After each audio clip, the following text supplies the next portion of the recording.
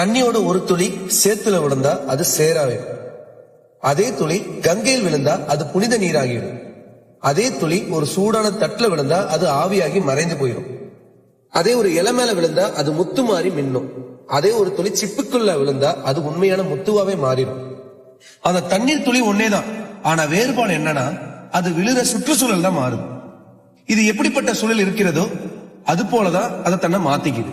இதே மாதிரிதான் நாமும் எப்படிப்பட்ட சுற்றுச்சூழல்ல நம்ம இருக்கிறோமோ, எப்படிப்பட்ட மனிதர்களோட நம்ம பழகிறோமோ, அதுதான் நம்மளோட மனலையும் பழக்கமும் வாழ்க்கையும் நிர்ணயிக்குது. சில சுற்றுச்சூழல் நம்மளை கீழே இழுக்கும், சில சுற்றுச்சூழல் நம்ம மேல உயர்த்தும். ஒரு பக்கம் சில நண்பர்கள் தப்பான வழி காட்டுறாங்க. ட்ரக்ஸ், ஆல்கஹால், டைம் வேஸ்ட் பண்றது, இது கூல் மாதிரி தெரியும். ஆனா அந்த சுற்றுச்சூழல் நம்ம இருந்தோம் அப்படின்னா நாமளே மெதுவா அழிச்சிட்டு வரும். ஆனா மறுபக்கம் சில நண்பர்கள் மோட்டிவேட் பண்றாங்க. ஸ்டடி, ஒர்க், growth, பாசிட்டிவிட்டி, இதுதான் நம்மள உருவாக்குது, நம்மள உயர்த்த வைக்குது. அதுதான் ரியல் சுற்றுச்சூழல்.